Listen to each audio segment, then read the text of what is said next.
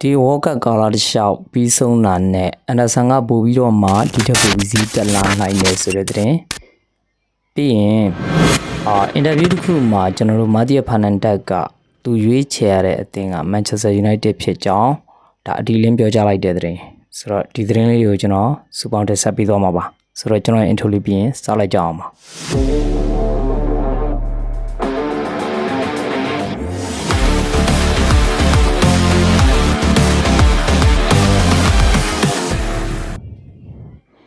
โอเคအမှန်ကပြန်လဲကြိုးစားပါရညီကိုတွေအားလုံးပဲမင်္ဂလာပါဆိုတော့အီလီယိုအန်ဒါဆန်ကဒီကမ္ဘာဖလားမှာသူပိုကောင်းအောင်လုပ်နိုင်လေဆိုတော့နောက်ထပ်ဈေးပို့ပြီးတော့တက်လာနိုင်လေပေါ့ဆိုတော့ဒါကကျွန်တော်တို့သိတဲ့အတိုင်းပဲလေကျွန်တော်တို့ဒီတိတ်လည်းမကြံတော့ဘူးပြကျွန်တော်တို့ transfer window ကဖွင့်တော့မယ် transfer window ဖွင့်ပြီးတာနဲ့ဒါကမ္ဘာဖလားနဲ့ကလည်းတိုက်နေတယ်ကမ္ဘာဖလားမှာသူကောင်းကောင်းခြေစွမ်းပြနိုင်တယ်ဆိုရင်အီလီယိုအန်ဒါဆန်ရဲ့ဈေးနှုန်းကပို့ပြီးတော့မှတက်လာနိုင်ခြေရှိတယ်ဆိုတော့ဒါကလူတိုင်းကဒီလိုပဲခံမှန်းတယ်ဆိုတော့ဒါကလည်းဖြစ်လာနိုင်တဲ့အရာပဲလေဆိုတော့ဘာဖြစ်လို့လဲဆိုတော့သူပို့ပြီးတော့ခြေစွမ်းပြလေဈေးနှုန်းကပိုတက်လေဒီအချိန်မှာကျွန်တော်တို့သူတို့ခေါ်ထားတဲ့ပေါင်တန်း120တို့ဘာလို့ခေါ်ထားတဲ့အခြေအနေကတကယ်တမ်းကျတော့ဒီကစားသမားအတွက်လုံလောက်တယ်လို့ထင်တယ်ဆိုတော့ဈေးတော့ကြီးတယ်ဗျာဈေးကြီးတယ်ဆိုပေမဲ့ဒီနေ့ခက်ကဈေးနှုန်းနဲ့ဒီနေ့ခက်က transfer မှာဖြစ်နေတဲ့ဒီဈေးနှုန်းတွေနဲ့ကလည်းကျွန်တော်တို့ယူလောက်အောင်ကိုပြောင်းလဲနေတာဘာလို့လဲဆိုတော့ကျွန်တော်တို့မတန်တဆတွေပေးနေရတာအခု Premier League ပဲဖြစ်ဖြစ် Champion League ပဲဖြစ်ဖြစ်ကျွန်တော်တို့ကစားသမားအနည်းငယ်လေးခြေစွမ်းပြတဲ့ကစားသမားဆိုလို့ရှိရင်အနည်းဆုံးတန်း50တန်း60ကဒါပေးနေရပြီဆိုတော့ကျွန်တော်တို့ဒီ Elliot Anderson လိုကစားသမားမျိုး Premier League လိုဒီ mentality ကိုကိုစားပြုပြီးတော့ကစားရတဲ့ league တွေပြီးလို့ရှိရင်တကယ်ကိုကျန်းတန်းကစားရတဲ့အခါမျိုးတွေမှာလည်းသူကကောင်းကောင်းခြေစွမ်းပြထားခဲ့တယ်တက်တည်လည်းပြထားပြီးသားကစားသမားဖြစ်တဲ့အတွက်ဒီတန်ကြီးပေးရတာကတော့မဆန်းဘူးလို့ကျွန်တော်ထင်တယ်ဒါပေမဲ့အသင်းတွေတော်တော်များများကတော့ဒီတန်ကြီးကိုများတယ်လို့ထင်နေကြတယ်ပေါ့လေဆိုတော့တခုကျွန်တော်ပြန်ပြီးတော့တွက်ကြည့်မယ်ဆိုလို့ရှိရင်ကျွန်တော်တို့ဒီကိုက်စီယိုတို့ဘာလို့ဒီကျွန်တော်တို့ချယ်ဆီရခေါ်ခဲ့တော့ဆိုလဲသူတို့ကိုက်စီယိုရဲ့တန်ကြီးက115သန်းအထိပေးခဲ့ရတယ်နောက်ပြီးတော့ကျွန်တော်တို့ဒီDeclare right တို့ဘာလို့ဆိုရင်လဲကျွန်တော်တို့ right ကိုပေးချေခဲ့ရတာ105သန်းဘယ်သူမှ100ရောက်အောင်မှာတော့မရှိဘူးဗျဒီကစားသမားတွေကတကယ်ကိုကောင်းတဲ့ကစားသမားတွေဆိုတာအရင်ကလည်းသိတယ်တကယ်အသင်းကိုရောက်လာတဲ့အချိန်မှာလည်းလုံးဝဒါအသင်းနဲ့အောင်ခွင့်ကြဖြစ်ပြီးတော့အသင်းကိုအများကြီးထမ်းတင်ပေးခဲ့တဲ့ကစားသမားမျိုးတွေဖြစ်လာခဲ့တယ်ပေါ့လေဆိုတော့ဒီလိုကစားသမားမျိုးတွေတောင်ဒီလိုပြီးခဲ့တဲ့ယာတီပေါ့လေပြီးခဲ့တဲ့ယာတီ100တီ200တီရတောင်ဒီလိုကစားသမားမျိုးတွေကိုဒီဈေးအထိပေးရတယ်ဆိုလို့ရှိရင်အခုလိုတနေ့နှစ်ကြာလာတဲ့အခါမှာဒီဈေးတွေကိုတောင်းတယ်ဆိုတာကဒါဆန်းတော့မဆန်းဘူးဒါပေမဲ့ကစားသမားတွေရဲ့ quality ကလည်းလိုအပ်တယ်အခုဆိုရင်ဒီကစားသမားတွေကလည်းတကယ်ကို quality player တွေဖြစ်ပြီးတော့အသင်းတွေကိုတော်တော်လေးကိုသူတို့ရဲ့အသင်းတွေကတန်းဆင်းသွားရတယ်ဆိုပေမဲ့လည်းသူတို့အသင်းကတကယ်ကိုသူတို့ထမ်းတင်ပေးခဲ့တဲ့အသင်းတွေပေါ့လေသူတို့ရဲ့လှုပ်ဆောင်ချက်တွေကိုကျွန်တော်တို့ကောင်းကောင်းတွေ့ပြီးသားပဲဆိုတော့ဒါကြောင့်Elliot Anderson တို့ဘာလို့ကဒါတော်တော်လေးကိုဒါဈေးတက်လာဖို့ရှိတယ်ပေါ့နောက်ပြီးတော့အသင်းတွေကလည်းကြိုက်တာများလာတယ်ဗျာဟိုအသင်းကလည်းကြိုက်တယ်ဒီအသင်းကလည်းကြိုက်တယ်ဆိုတော့စသဖြင့်ကျွန်တော် Premier League အသင်းတွေကကြိုက်လာပြီးတော့ဟိုဒီ Champion League အသင်းတွေဆိုရင်ကျွန်တော်တို့ Real Madrid တို့လို PSG တို့လိုအသင်းတွေကပါကြိုက်လာပြီဆိုလို့ရှိရင်ဒီကစားသမားရဲ့ဈေးနှုန်းကလုံးဝ high level ရောက်သွားပြီဆိုတော့ဒီအခြေအနေမှာဒီကစားသမားကိုသူတို့ပိုင်မနိုင်ဒီမယူထားနိုင်ဘူးသဘောတူညီချက်တွေဈေးနှုန်းတွေအစအသင်းနဲ့ကောင်းကောင်းမပြောထားနိုင်ဘူးဆိုလို့ရှိရင်နောက်ဆိုပိုတက်လာဖို့ရှိတယ်လူတွေကထင်ကြတာနောက်ကျသွားရင်ဈေးကျမယ်လို့ဒါထင်တယ်ဒါပေမဲ့အဲ့လိုအသင်းတွေကစိတ်ဝင်စားမှုများလေ transfer window မှာကအများကြီးလှုပ်ကြတာအဲ့လိုလှုပ်ကြတဲ့အခါမျိုးမှာအသင်းတွေဒီကစားသမားတွေဈေးတက်ဖို့ပဲရှိတယ်ကျဖို့မရှိဘူးဆိုတော့ဒါပေမဲ့နှောင်းမရောက်သွားရင်တော့လည်းတစ်မျိုးပေါ့လေဆိုတော့ဒါကြောင့်ဘယ်အသင်းပဲဖြစ်ပေါ့ဒါကျွန်တော်တို့အသင်းလည်းဒီလိုပဲElliot Anderson တို့လူကစားသမားမျိုးကိုကျွန်တော်လိုက်မယ်ဆိုရင်တန်100ကတော့ဒါအနည်းဆုံးပေးရမှာပဲဒါကတော့တေချာပေါက်ပေးရမှာပဲဆိုတော့ဒါကိုကျွန်တော်တို့အရင်တုန်းကရှေးရိုးဆွဲပုံစံမျိုးနဲ့ကျွန်တော်တို့ဒီတန်100လောက်အထိမပေးနိုင်ဘူးလို့ဘာလို့ပုံစံမျိုးဆိုရင်တော့ကျွန်တော်တို့တခြားပြတ်မှတ်တွေကိုပဲရလိမ့်မယ်လို့ထင်တယ်နောက်တစ်ခုကကျွန်တော်တို့ဒါ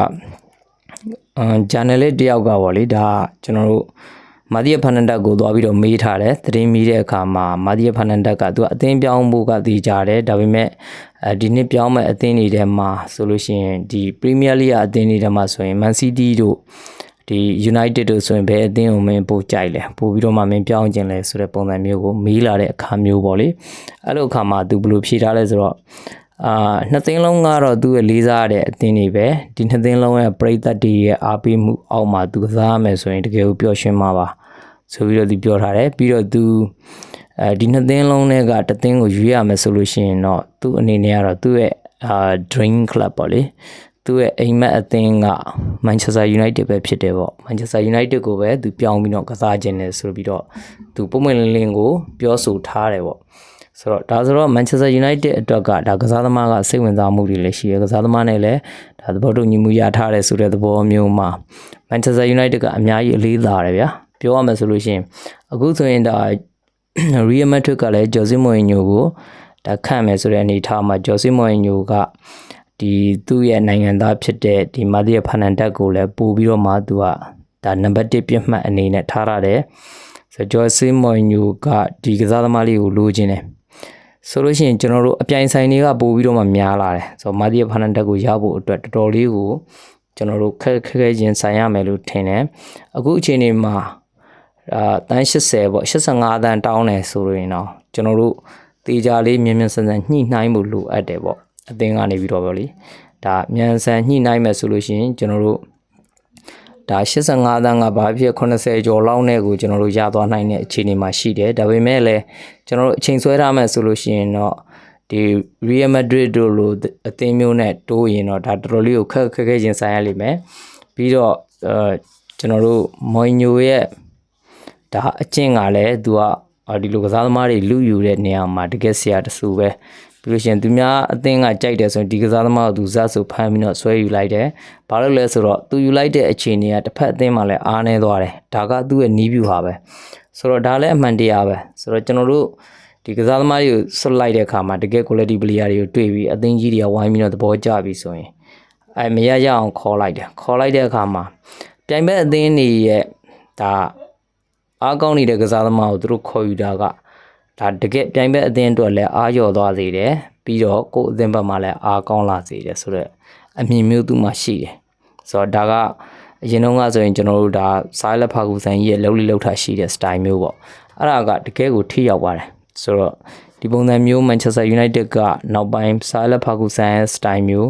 းဖမ်းလာတဲ့ဒီMichael Carrick အနေနဲ့ဒါမျိုးလုပ်နိုင်မလားဆိုတာကျွန်တော်စောင့်ကြည့်ရမယ်ဒါပေမဲ့သူနဲ့တော့မဆိုင်ဘူးဆိုပေမဲ့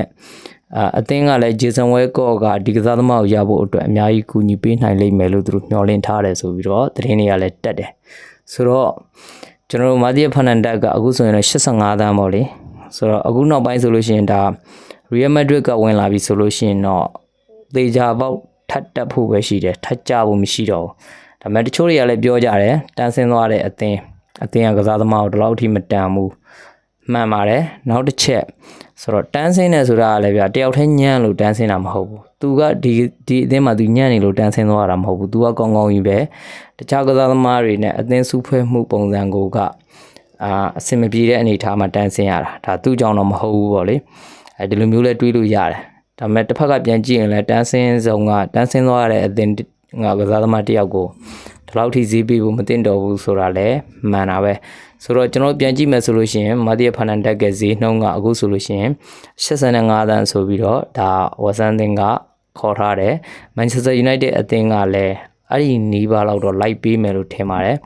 သူတို့ကလည်းဒီကစားသမားကိုပထမတူနာလီဘက်ကိုလှည့်သေးတယ်တူနာလီကလည်းတန်း100တို့ဘာလို့ဆိုပြီးမြောက်သွားတယ်ပြီးတော့လောက်ခလာသားတွေကြည့်မယ်ဆိုလို့ရှိရင်လည်းကျွန်တော်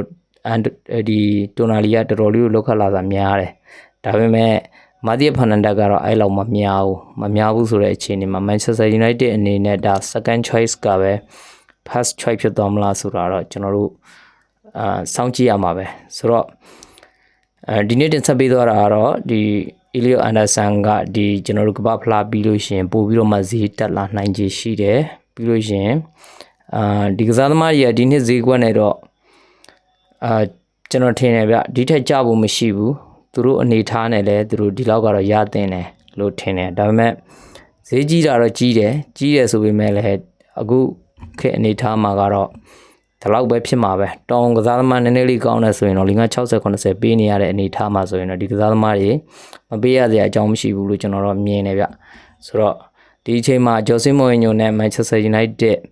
ဘယ်သူကလက်ဦးမှုရယူပြီးတော့ဘယ်သူကပဲဒီကစားသမားကိုပိုင်ဆိုင်သွားမလဲဆိုတာကိုတော့ကျွန်တော်စောင့်ကြည့်ရမယ်ဒါပေမဲ့လည်း